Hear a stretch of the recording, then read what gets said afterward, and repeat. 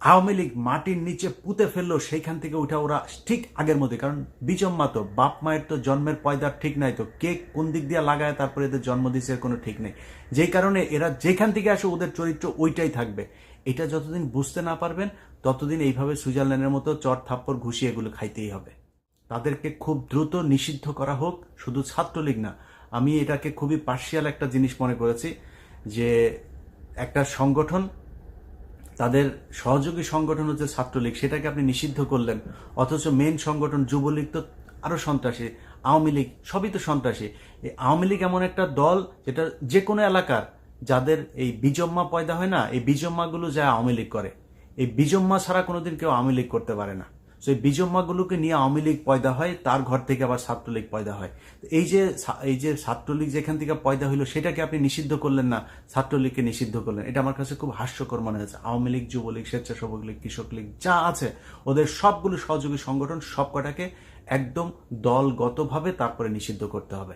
কষ্ট পান, কিছু করার নাই, কিন্তু সত্য কথাটা বলি, চাঁদাবাজি হচ্ছে, ব্যাপক আকারে হচ্ছে চাঁদাবাজি, এবং প্রায় শতভাগ ঘটনার সাথে এই বিএনপির লোকজন দায়ী। তো আপনাকে মাথায় রাখতে হবে যে বাংলাদেশের মানুষ যে একটা অভ্যুত্থান করলো, কেন, কিসের জন্য করলো? আওয়ামী লীগের লোকজন যে এইভাবে চাঁদাবাজি করেছে, মানুষের উপরে টর্চার করেছে, নির্যাতন করেছে, এই জন্য। আজকে আপনি ওই সেম কাজ করছেন, তো জনগণ কেন আপনার সাথে থাকবে? আসসালামু আলাইকুম। কিছু কথা বলবো, কথাগুলো অনেকের হয়তো বিরুদ্ধে যাবে, একটু খারাপ লাগবে, খারাপ লাগলেও কিছু করার নাই, কথাগুলো জানার দরকার। একটা বিরাট ঘটনা প্রবাহের মধ্য দিয়ে বাংলাদেশটা একটা জায়গায় এসছে, যে এই জায়গাটা আগে কেউ কল্পনাও করতে পারেন নাই।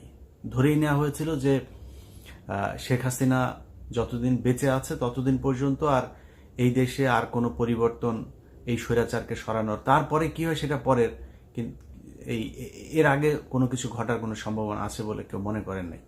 আল্লাহ সর্বোত্তম পরিকল্পনাকারী, তিনি সেই পরিকল্পনা করে আমাদেরকে এই ফেরাউনের হাত থেকে, বিশাল এক শয়তানের হাত থেকে এই দেশের মানুষকে উদ্ধার করেছে। সেটা রক্ষা করার জন্য মিনিমাম যে প্রচেষ্টা, সেই প্রচেষ্টাটা আমি অন্তত দেখছি না। শেখ হাসিনা সব শেষ যেটা দিল সেটা মনে নাই?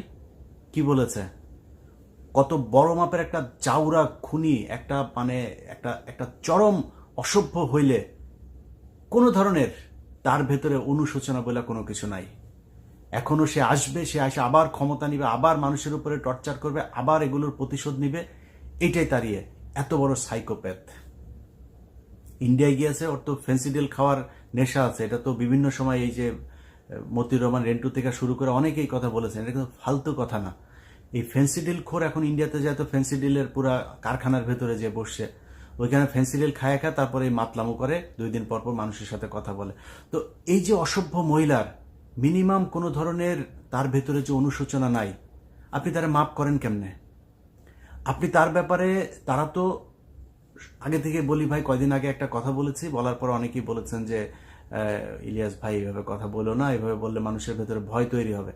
আপনার ঘরের এক কোনায় আগুন ধরেছে, এখন আরেক কোনায় লোক ঘুমাচ্ছে, আপনি তারা আগুনের কথা বললে ভয়ে ঘুম ভাঙা যাবে, এই জন্য আপনি বলবেন না, শুয়ে থাকবেন আগুন দেখে?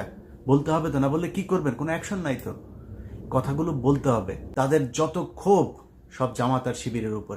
অতএব এই গার্ডটা জামাত শিবিরকে হইতে হবে। বিভিন্ন জায়গায় কষ্ট পান, কিছু করার নাই। এই যে একটা পরিস্থিতি থেকে বের হইল না কয়দিন আগে, এই মাত্র কয়দিন আগে দেখলেন না, হাজার হাজার কোটি টাকার মালিক, বিলিয়ন ডলারের মালিক জেলখানায় বসে আছে, দেখছেন না? রাতারাতি এখন পর্যন্ত মানে কোনো হদিস মিলছে না যে কোথায় আছে তারা। যাদেরকে এতদিন রাস্তার আশপাশ দিয়ে যাওয়ার সময় মানুষজন মানে দেখলে সালাম না দিলে ধরে তাদের এই চেল্লা চামুন্ডা যারা আছে তারা ধরে থাপড়াইতো, তারা এখন ওই বিএনপির একদম থার্ড ক্লাস যেসব নেতা কর্মী আছে তাদের পায়ে ধরে তারপরে বসে একটু নিজেরে সামলানোর জন্য চেষ্টা করছে। তো এই যে এটা এটা আওয়ামী লীগের ক্ষেত্রে হলো না, হওয়ার পরে আসলেই কি বিএনপির লোকজনের কোনো ধরনের মিনিমাম কোনো মানে শিক্ষা নিয়েছে কিনা তারা?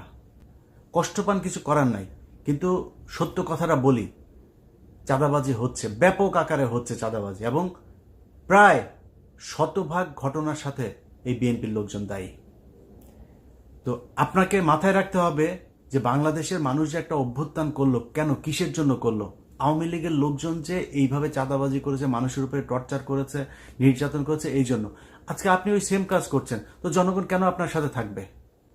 আর ভাই 5 বছর পরে এটার জন্য অন্তত যেই দল থেকে হোক, যেই সাধারণ মানুষের থেকে হোক, একটা প্রতিরোধ কমিটি তৈরি করা উচিত, যে বিএনপির যে যাবে চাঁদাবাজি করতে, সে আওয়ামী লীগের হোক না হোক, বিএনপির কারো নাম ভাঙায় হোক আর না হোক, যে যাবে তারে ধরে পিটাইতে হবে। এই কমিটি যদি গঠন না হয়, তাহলে সামনে ভয়ঙ্কর অবস্থা বিরাজ করছে। আপনি আজকে মানুষ যখন কিনা বিএনপির দিক থেকে মুখ ফিরায় নেবে, তখন কি হবে? আলটিমেটলি বড় দল আরেকটা আওয়ামী লীগ আছে, তাদের দিকে আবার ওকে ঠিক আছে, ওরাই আসুক, দেখা যাক কি হয়। মানুষ তো আস্তে আস্তে ভুলে যাবে। তো দেখা যাক কি হয়, সময় কি হবে, আওয়ামী লীগ আবার আসবে। আসার পরে আওয়ামী লীগ যদি এবার আসে, তাহলে আপনি বুঝতে পারছেন যে দেশের অবস্থাটা কি হবে। ওদের যত ক্ষোভ, এই 5 তারিখের আগেও শেখ হাসিনার বক্তব্যগুলোর কথা মনে আছে আপনার? সব ক্ষোভ হচ্ছে জামাত এবং শিবির। সো এই সেফট গার্ডটা জামাত শিবিরকে হইতে হবে, সেই দায়িত্বটা আপনাদেরকে পালন করতে হবে। প্রয়োজনে প্রতিটা এলাকায় আলাদা আলাদা গ্রুপ তৈরি করেন, কমিটি তৈরি করেন। এলাকায় যত ধরনের চাঁদাবাজি আছে, এই চাঁদাবাজি এখানে যারা যারা আসবে তাদেরকে ধরে জনগণ নিয়ে তারপরে পেটাইতে হবে, সে যেই দলই করুক। বিএনপি যদি বলে বিএনপি করে না, সমস্যা নাই তো, ওরে পেটাইলে বিএনপি বলবে না তো। এবং আমি যতটুকু আমার যতটুকু জানাশোনা আছে, তারেক রহমান এরকম ঘটনা শোনার সাথে সাথে সে অ্যাকশন নিয়েছে। অতএব তারেক রহমান এটাকে সাপোর্ট করে না। সামনে যদি আপনি বিএনপির কোনো চাঁদাবাজকে ধরে যদি পেটান, তারেক রহমান সেটাকে সমর্থন করবে। সো আমি মনে করি যারা বিএনপির নাম ভাঙায় তারপরে এই চাঁদাবাজিগুলো করছে, সেই জায়গাগুলো ঠিক করা দরকার।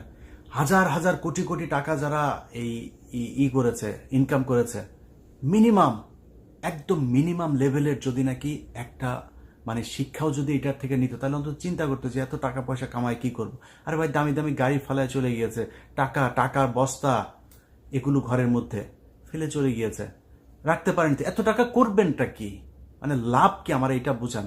ধরেন আমার যদি নাকি এখন নিউ ইয়র্কে 3টা বাড়ি থাকে, খুব স্বাভাবিকভাবে কোশ্চেন উঠবে যে ওর এত বাড়ি কোত্থেকে আসলো। আমার বাড়ি নাই, আমি ভাড়া থাকি, আমি একদম পুরো, আমি যে আমাকে যেভাবে কোশ্চেন করবে আমি সেভাবে তার সাথে আমার ব্যাপারে হিসাব দেব। তো আমার যদি নাকি সর্বোচ্চ হইতে পারে, তাহলে একটা বাড়ি হইতে পারে। সর্বোচ্চ যদি হইতে পারে, ব্যাংকে হয়তো 10 লাখ টাকা থাকতে পারে, বাংলাদেশি টাকা $10,000 থাকতে পারে হয়তো। তো এর বেশি যখন আমার অ্যাকাউন্টে যখন 100-200 কোটি টাকা থাকবে, তখনই তো এটা অস্বাভাবিক, ওইটাই তো আমার জন্য অসম্মানজনক। সবাই বুঝবে যে ও চোর। এই যে এখন যারা চোর হিসাবে যাদের নাম আসছে, এই চোরেদের লজ্জা লাগে না? অতএব এটা থেকে একটু শিক্ষা নেওয়া দরকার। মানুষের টাকার দরকার আছে ভাই, কিন্তু এইভাবে না তো। আওয়ামী লীগ যেভাবে করেছে, আপনি যদি সেই একই কাজটাই করেন, তাহলে আপনার কাছে মানুষ আপনাকে কেন ভালোবাসবে? আপনাকে কেন সারা জীবন মানুষ ক্ষমতায় রাখবে? একটু শিক্ষা নেওয়া দরকার এই দেশের মানুষকে। আর এই যে ঘটনাগুলো ঘটছে না, এই ঘটনার পেছনে আমি মনে করি সব কিছুর জন্য সেনাবাহিনী দায়ী। সেনাবাহিনীর গোয়েন্দা সংস্থা আমি জানি না কি করেন। এর মাঝখানে অনেকগুলো গোয়েন্দা ব্যর্থতার ঘটনা ঘটেছে, এবং সামনে আপনারা ভালো করলেও এই দেশের ভালো, খারাপ করলে এই দেশের ক্ষতি হবে। আপনাদের হাতে এই দেশটা। অতএব আপনি যিনি মেজর জেনারেল আছেন, যিনি কর্নেল আছেন, যিনি লেফটেন্যান্ট জেনারেল আছেন, ব্রিগেডিয়ার জেনারেল আছেন, আপনাদের কাছে অনুরোধ, এই দেশের মানুষ গেল 15 বছরে আপনাদেরকে দেখলে থুতু দিত। 4 তারিখের আগ পর্যন্ত আপনাদেরকে দেখলে ভুয়া ভুয়া বলে তারপরে মানুষ স্লোগান দিয়েছে। এটা আপনাদের কর্মের ফসল। সামনে এমন কোনো স্বপ্ন দেখেন না, এমন কোনো কাজ করেন না যেটার কারণে আবার ফের সেনাবাহিনীর গায়ে মানুষ থুতু দেয়। একটা সুযোগ পেয়েছেন, আপনাদেরকে কিন্তু মানুষ ক্ষমা করে দিয়েছে, এবং ওয়াকার এ পর্যন্ত যা যা করেছে তার জন্য মানুষ তার উপরে যে খুব ক্ষিপ্ত তা না। সে তাকে শেখ হাসিনা সেনাপ্রধান বানিয়েছে, এটা তাকে আওয়ামী লীগ মনে করার জন্য অনেক বড় কারণ। কিন্তু তারপরও যে ঘটনাগুলো ঘটেছে তার প্রতি মানুষ খুব বেশি ক্ষিপ্ত না। তো আপনাদের কাছে অনুরোধ, আপনি মানুষ হবেন নাকি আওয়ামী লীগ হবেন, সেটা আপনি নিজে সিদ্ধান্ত নেন। যা যা ঘটছে এগুলোকে শক্ত হাতে দমন করার জন্য আপনাদেরকেই কাজ করতে হবে। এই যে শেখ হাসিনা সহ আওয়ামী লীগ যারা এখনো পর্যন্ত করছে, আমি মনে করি তাদেরকে খুব দ্রুত নিষিদ্ধ করা হোক। শুধু ছাত্রলীগ না, আমি এটাকে খুবই পার্শিয়াল একটা জিনিস মনে করেছি, যে একটা সংগঠন, তাদের সহযোগী সংগঠন হচ্ছে ছাত্রলীগ, সেটাকে আপনি নিষিদ্ধ করলেন, অথচ মেইন সংগঠন যুবলীগ তো আরো সন্ত্রাসী। আওয়ামী লীগ সবই তো সন্ত্রাসী। এই আওয়ামী লীগ এমন একটা দল যেটা যে কোনো এলাকার যাদের এই বিজম্মা পয়দা হয় না, এই বিজম্মাগুলো যা আওয়ামী লীগ করে, এই বিজম্মা ছাড়া কোনোদিন কেউ আওয়ামী লীগ করতে পারে না।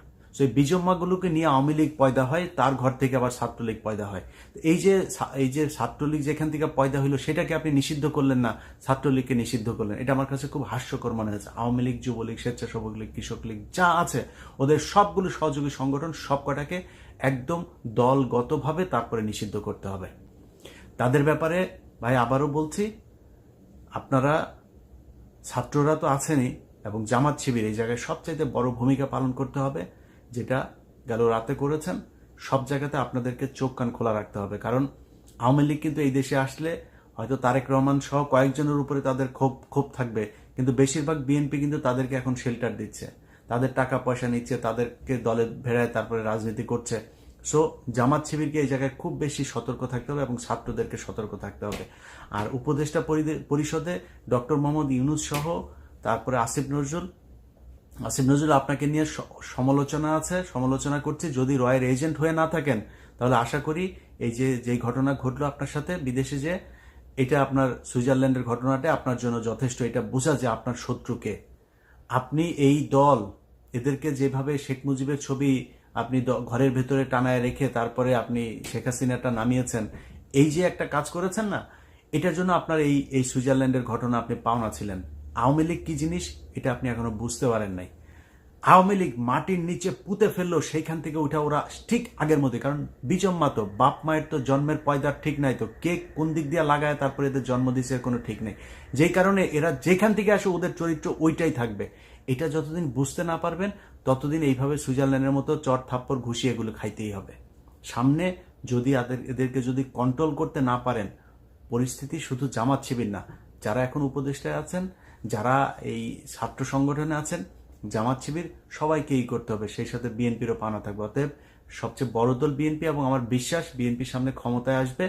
আপনাদেরকে সবচাইতে বেশি মানে দায়িত্বশীল ভূমিকা পালন করতে হবে, কারণ আপনি যখন কিনা আওয়ামী লীগকে সুযোগ দিবেন, নমনীয় থাকবেন, আওয়ামী লীগের দলকে নিষিদ্ধ করতে চাবেন না, ছাত্রলীগকে নিষিদ্ধ করার কারণে আপনি আবার প্রতিবাদ জানাবেন, এগুলো করে এদেরকে যখন সহনশীল করবেন না, আপনাকে বুঝতে হবে যে যারা গতকালকে মিটিং করতে চেয়েছে, আরে ভাই তারা কারা, তারা খুন করেছে, খুনের সাথে জড়িত। ধরেন আপনি তো তাকে ডেকে আনেন, তাকে ধরে বলেন নাই যে তুমি ওইটার সাথে ছিলা। এখন এই পরিস্থিতিতে যারা কিনা মাঠে এসছে, তাদের মাঠে আসার মানে এটা কি, প্রিপারেশনটা কি? প্রিপারেশন হচ্ছে যে আসবে তারে ধরে মেরে ফেলতে হবে। এই যে প্রিপারেশন তাদের, যাকে পাবে তাকে মেরে ফেলবে, এটা মানেটা কি? এটা মানে হচ্ছে তারা এই 5 তারিখের আগের যে হত্যাকাণ্ড, সেই হত্যাকাণ্ড তারা ঘটিয়েছে, আবার সেই একই ধরনের হত্যাকাণ্ড ঘটানোর জন্য তারা আসছে। অতএব তাদেরকে আমি বলবো যে যেখানে পাওয়া যাবে তারা যেটা করতে এসছে তাদেরকে ওইটাই করে ছাড়তে হবে, ওইটাই করতে হবে তাদেরকে। এদেরকে যদি ছেড়ে দেন, এদেরকে যদি খালি মানে ওই কয়েকটা ভিডিও দেখলাম ন্যাংটা করে ছাড়ছেন, এটা ভাই শাস্তি না তাদের। ওরা যেই শাস্তি এতদিন দিত ওদেরকে ওই শাস্তি দিতে হবে, ওদের ভেতরে সে আতঙ্ক ঢুকাইতে হবে যে এখানে একবার ওদের সামনে পড়লে আর বাঁচা যায় না। এটা যতক্ষণ পর্যন্ত না করবেন ততক্ষণ পর্যন্ত ওরা এইভাবে বিভিন্ন দিক থেকে আপনাকে ভেঞ্চি কাটতে থাকবে। সো পরিস্থিতিটা আমি মনে করি যে খুব সাবধানতার সাথে এটাকে কেয়ার করা উচিত। এটা ফানি বিষয় না। আপনার জীবন, মৃত্যু এবং এই দেশের সার্বভৌমত্বের সাথে জড়িত। প্রতিটা হিন্দু এই দেশে, বাংলাদেশের এই হিন্দু এবং ইসকন যারা আছে তারা আওয়ামী লীগকে ক্ষমতায় আনার জন্য চেষ্টা করছে, এবং এইবার যদি আনে হিন্দুরা তো আওয়ামী লীগ হয়ে যায়। দেখেন নাই, আমি বিশ্বাস করি আওয়ামী লীগ যত বড় জাউরাই হোক, তারপর অন্তত যার মধ্যে মিনিমাম মানে ইমান এখন পর্যন্ত আছে, এই ইমানের মানুষগুলো এরা যেইভাবে মানুষকে হত্যা করে এইভাবে হত্যা করতে পারে না। কিন্তু হিন্দুরা, ওরা তো ওদের কাছে মানে মুসলমান হইল গিয়া খুবই মানে নিকৃষ্ট একটা জীব, এদের পৃথিবীতে বাঁচার কোনো অধিকার নাই এরকম মনে করে এইভাবে মানুষকে মারে। সো ওরা কি করবে, ওরা তো তখন আওয়ামী লীগ হয়, তখন তো আর হিন্দু থাকে না, তখন আওয়ামী লীগ হয়ে মারধর করে। সো এদের ব্যাপারে ভাই খুব সাবধান হইতে হবে, এবং যতটুকু মানে তাদের প্রাপ্য, সেই প্রাপ্য তাদেরকে মানে বুঝাই দিতে হবে। সবাই ভালো থাকেন। আর্মি, সেনাবাহিনী, জামাত ইসলাম, বিএনপি, ছাত্র, সাধারণ মানুষ সবাইকে দেশের একদম মানে অতন্দ্র প্রহরী হিসাবে কাজ করতে হবে।